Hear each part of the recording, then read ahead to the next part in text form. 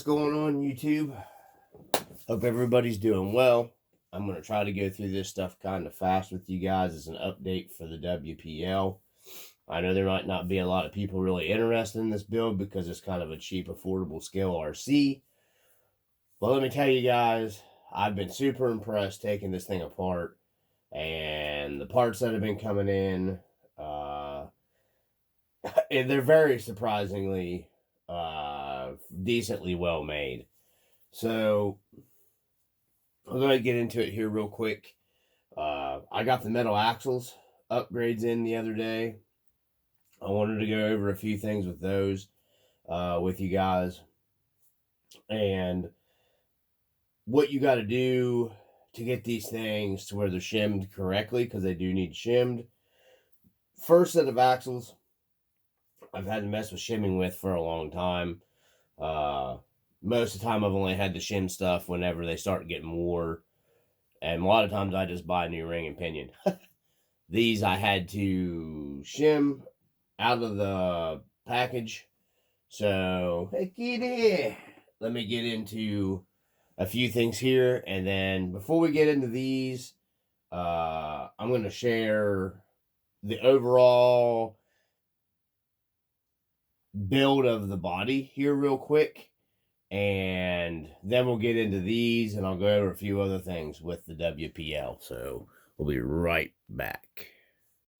All right, so we got the body. I don't know how many of you guys watched the paint video. You can watch the paint video. I'm not going over in this video what I used to paint it. The video is up on how and what I did to paint this thing. It came out. I'm actually super happy with this. Like, I was ecstatic with this paint job and the quality of it. I had no struggles painting it. It laid down nice and smooth and easy. The clear coat went down great. After completely pretty much gassing off, fuming off, and drying and everything, it really, I was super happy with it, man. Can't say enough about that paint. It doesn't hide the details. It's affordable. Works out fantastic. So, I've been working on detail painting up my marker lenses and whatnot right now. First time I've used, if you guys are getting into like doing a kit build, it's your first kit build or whatever. These are the colors of the Tamiya acrylic paint. You need the orange, X26, the yellow, X24, and then the red, X27. Okay, hold on, I'm about to... Excuse me. My allergies are absolutely killing me with all the beautiful sunshine we've had, so it's got stuff coming up and it's killing my allergies. So, and then that's what the orange... It's my first time using the actual... I've used the tester's paint before, on model cars and stuff. That's what I've gotten out so far. Everybody always says Tamiya paint for all that stuff. I do like it. It works really well.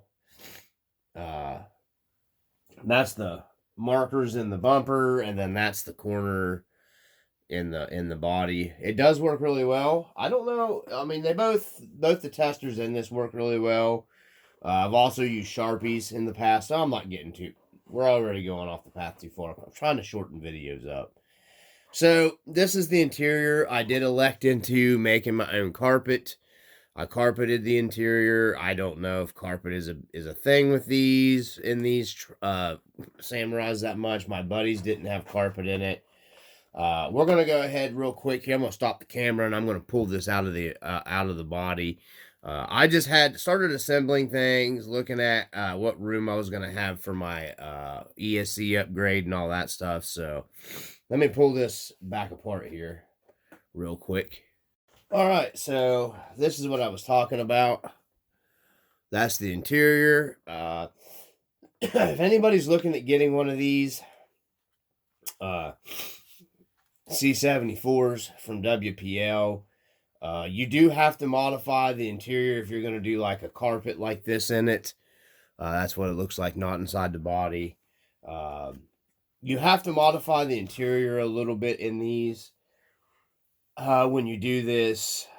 The seats, everything is made to snap in a flat tray on these. So once you do the carpet, you've got to trim some of it out. Even trim some of it out, it doesn't let the tabs fully lock in on like your seats and whatnot.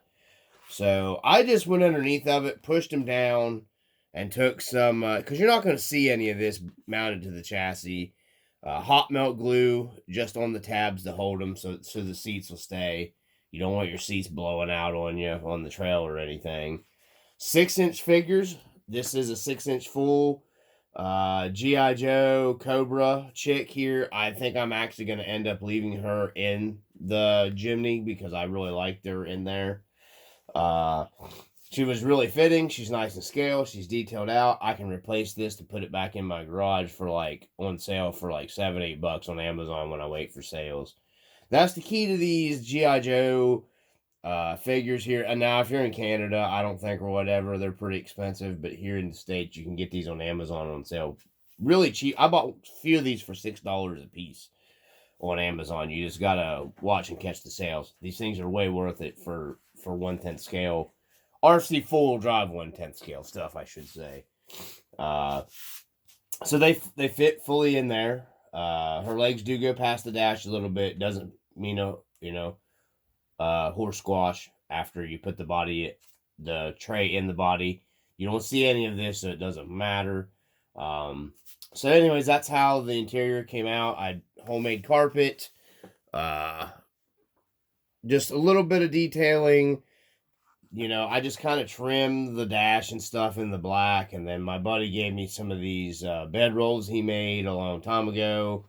So I had 3 or 4 more of these and some that I'd made up myself. So I put 2 bed rolls in there, and then I've got just a toolbox in the back. I wasn't loading this thing down too heavy because it's already getting pretty heavy.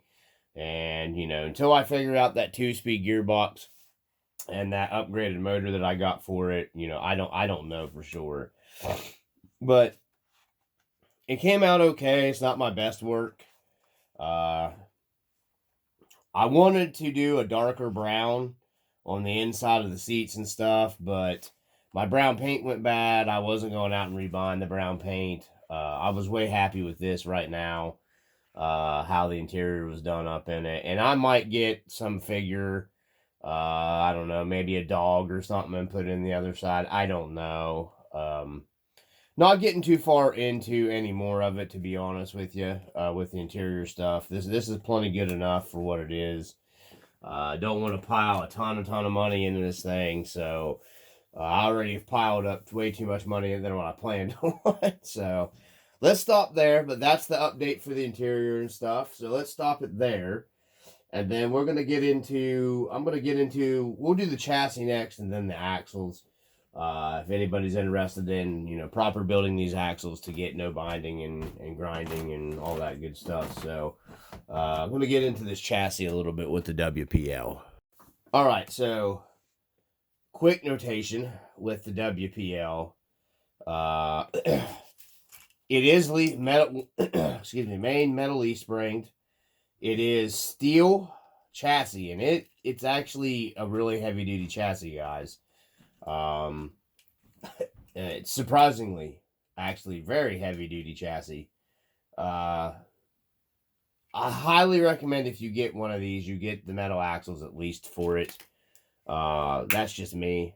I think this just personally, I would highly recommend getting the metal axles on the least amount of upgrades for this thing. These plastic axles, actually, I did have the other video. They do have metal gears inside of them, but these things are just awful cheap. The plastic axles that come on it.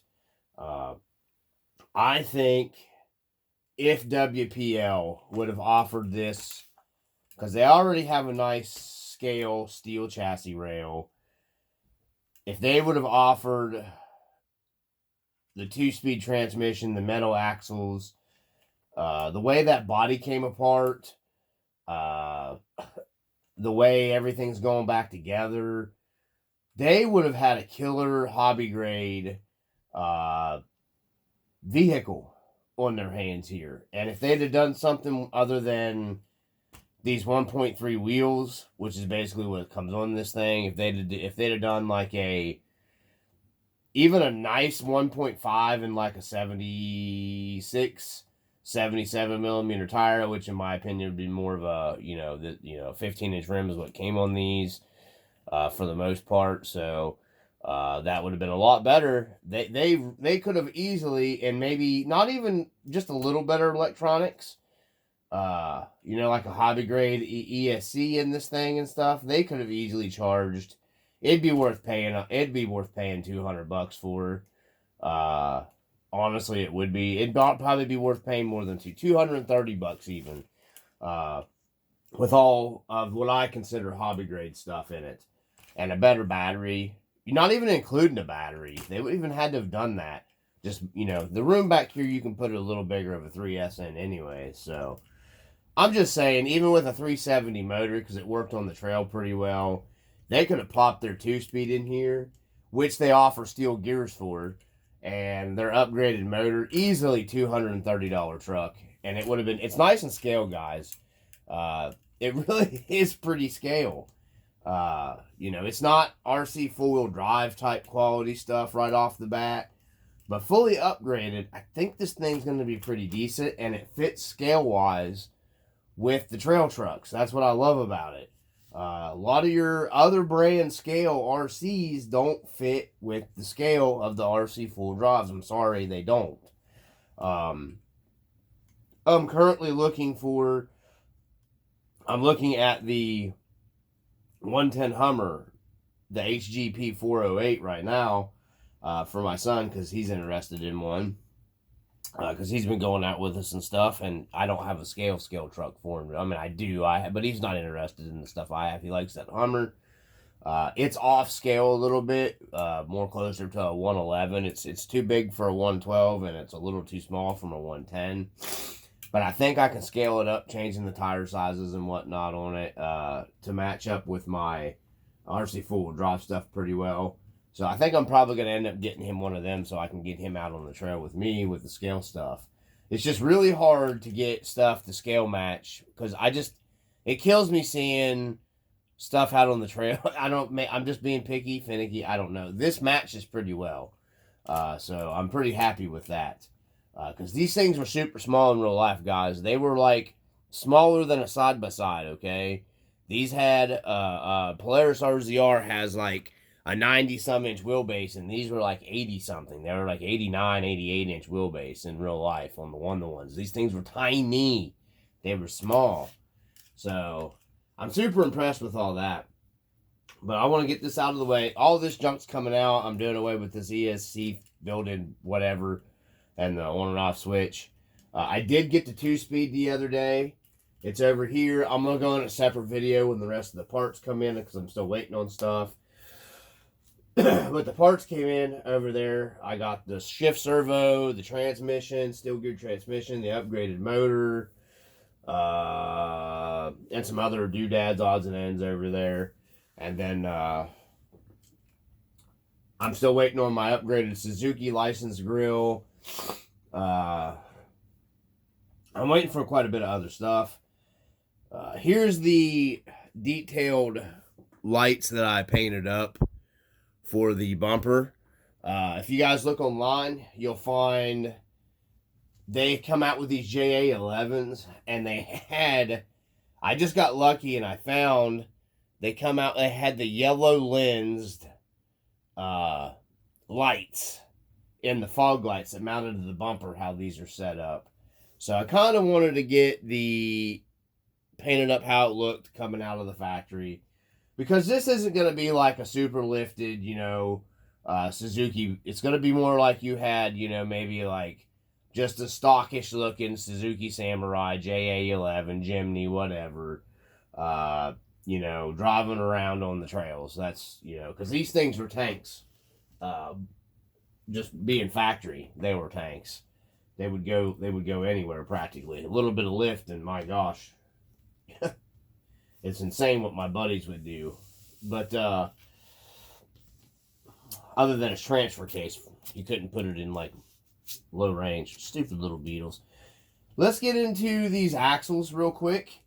I'm going to stop the camera here, and we're going to get into the axles. So, okay, guys. With these aren't the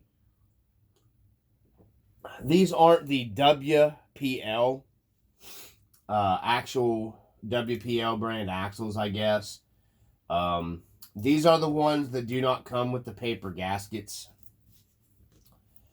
for the shimming. I really need to clean this up down here. For the shimming, and that's what guys are using the paper gasket for. For the shimming, I unthreaded that completely the wrong way. Let me thread this back in real quick. Okay, so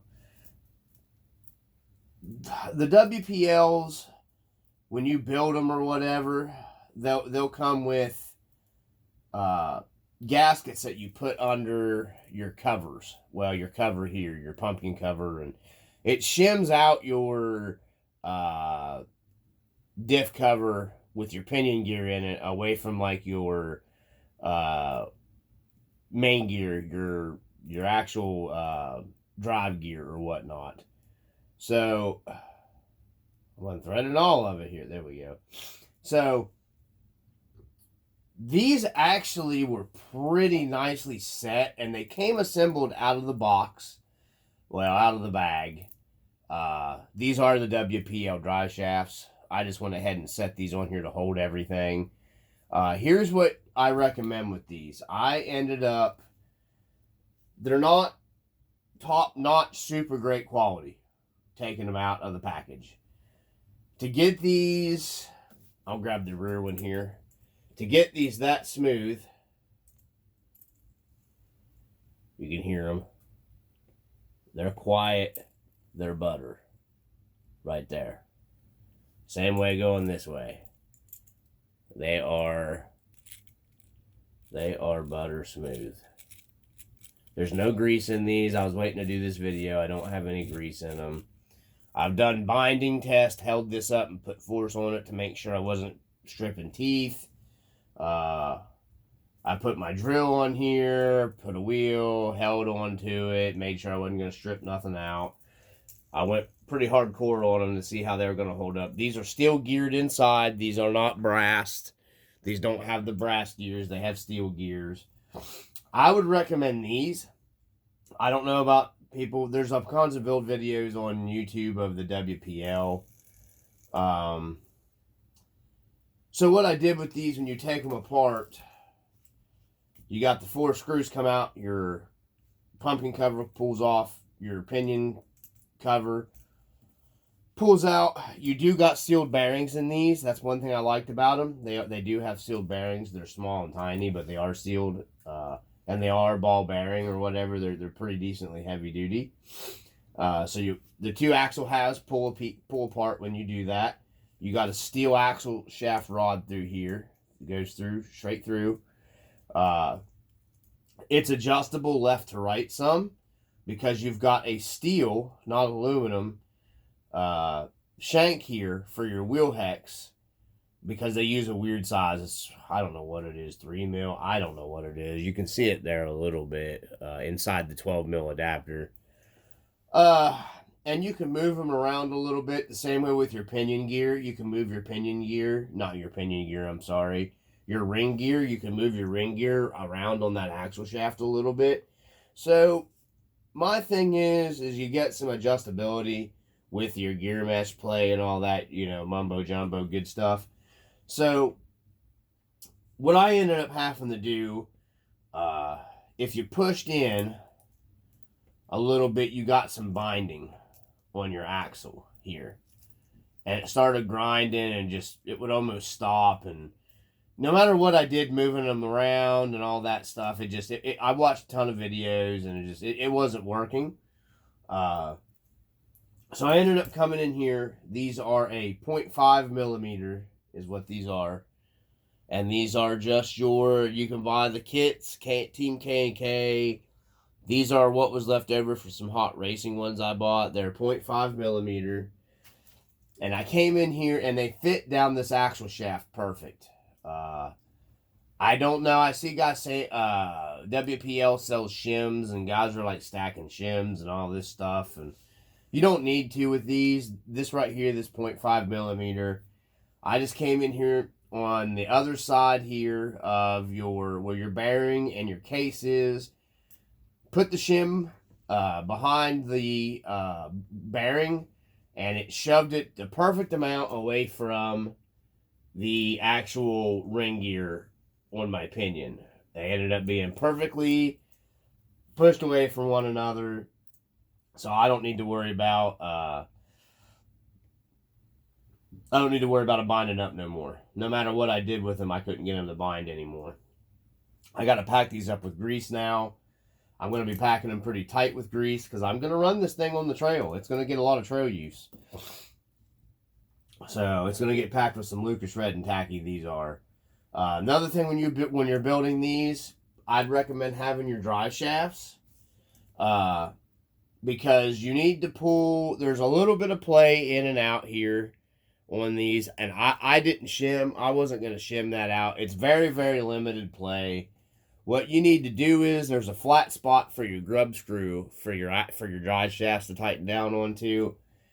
So just you need to pull your pinion all the way as far against your bearing here housing as you can on your pinion cover, and make sure that shaft is through your drive shaft, and then tighten it down. Takes almost all that play out of it, and it also limits you. It won't shove back and bind on your your pinion, and your ring gear won't bind up shoving back. So that's how I eliminated all that out of this, and it works perfectly fine. These came assembled in the package. These were like $24 shipped. The metal quality seems okay. Definitely better than the terrible plastic that comes on the WPL C74. As you can see, they make 12 mil adapters. I've already included all links in the other video that I posted. So if you guys go looking for this stuff, go back to the other video. It'll be the one that I posted before this with the WPL C74, and I put links for all that stuff in it. You can get 12 millimeter links. You can get the 7 mil links. Adapters. So you can run 7 millimeter hubs or 12 millimeter hubs. So you can run a 155. You can run a 124 scale axial type wheel. It gives you like a plethora of whatever you want to run on this thing. Okay, you can put on it whatever you want. So that is pretty nice. There is options there. The front here is actually pretty nice. It comes with your metal steering links here. They're not aluminum. They're steel. It comes with steel end links. Pretty nice. Brass inserts to go inside here. They're heavy. They're very heavy. It's going to add nice weight down low on the truck. So it comes with nice brass collared your bushings and stuff for your steering. The steering's very nice on this. There's close tolerances. There's not a whole lot of play in these. These actually are really nice for what they cost. A little bit of shimming never hurt nobody. So yeah, I went ahead and built all these, locked tiddly-tighted them. These are a XVD style axle here in this piece, so you can get good steering angles, better than the plastic ones. It'll do away with my little mouse inside my Jimny now. I won't be hearing the weak squeaking of it. So yeah, I'm pretty happy with these. What I paid for them. I'm holding out, hoping my 155s work out on this build the way I want them to. I think they will. But if you're getting these, just keep in mind, get yourself up some of these shims. They're 0.5 millimeters. Get you, a pack of 4 or 5 or 6 of the 0.5 millimeter shims, and that should get you where you need to be shimming the axles. They have to be shimmed. They have to be shimmed. They have to be shimmed. I've seen videos of guys having to sand and grind the housing when they shove the ring gear over. That's why I bought these emery boards, is so I could gently file the housing if I had to. I didn't need to do any of that stuff. Leave these red and not paint them black yet. So I'm getting this video too long again, guys. So anyways, I'm going to do a parts update video separate later. If everything comes by the end of the week, I'll give you guys a parts breakdown, a rundown of everything for anyone interested in building one of these. For a $55 truck shipped, I've got around $125 in everything right now, upgrade part-wise. That's not the fancy doodad scale stuff that they make that you can put on. They make roof racks and a spare off-road spare tire carrier and ARB stuff to go on the back of it, and fender flares, and people are printing stuff. And I'm not talking about any of that stuff, but the performance stuff that I'd recommend right now, paint to do everything together, $55 for the truck, add another $150, so we're at around $200. That's because I didn't have the paints and stuff and the paint to paint the interior. If you was to buy one of these and throw a cheap paint job on the body, just buy the axles for like $24 shipped. Yeah, it's really worth it in my opinion so far. I've taken this thing out, ran it 2 or 3 times before I decided to tear it apart and build it. I really think it's worth it. You can pop a cheap 1060 in here, or whatever cheap ESC you want to put in it, a better battery. You can even you get away with running this if you want, guys. You know what I mean? I just wanted the 2-speed transmission because I'm going to push this thing a little harder than probably a lot of people are going to push it on the trail. And I think it'll do it. I'm pretty sure it'll do it, actually. So there's a complete breakdown of what we got so far with the WPL. Sorry my videos are long. I know a lot of people might not be interested in this build. I was super interested in it because finally a company got a bang on spot, correct size 110 to run with my RC 4-wheel drive trucks. That's the whole reason why I went with this. Something different, something that they offered upgrades for, and something that actually got the size pretty much bang on spot right with, which is very, very seldom that companies come up with. You either get giantly huge stuff from Axial and the other companies, which I'm not saying that stuff's, if you're just taking out and running that stuff by itself, okay, it's okay for me. I can't, it bothers me, my OCD too bad. I just can't have a giant 1/6 scale looking Michigan Jeep running with a tiny, teeny, tiny Toyota 110 on the trail. It just doesn't look right. It's just my OCD, maybe. I don't know. It's just how I am. My next project will be coming up. There's going to be 7 more projects coming to the channel. Filming might slow down a tiny little bit because doing the content is a pain in the butt. It puts me behind on builds, especially with everything else I got going on with like health stuff and everything. So some of the stuff might slow down. There'll be videos here and there. I've got a lot of tests and stuff I got to go through coming up, so stuff might slow down a little bit coming towards the end of the month. And depending on what news I get from that will be determine how much I'll be posting. So I appreciate the ones who watch and the ones that, always drop a comment. I appreciate everybody that watches. I don't mean just the certain ones, but, I do super appreciate the ones because when you're commenting and you're liking videos, it will put you further into the algorithm of YouTube. So like when I say that, it's not that I don't appreciate everybody that, I guess if you just watch 30 seconds of the video, I still appreciate it. If you made it all the way to the end of this and you listened to me, I highly appreciate it. So anyhow, from the RC Dungeon, as always, guys, peace and love and blessings to everybody, and I hope everybody's health because that's the most important thing. I'm fighting that for mine right now. So from the RC Dungeon, peace.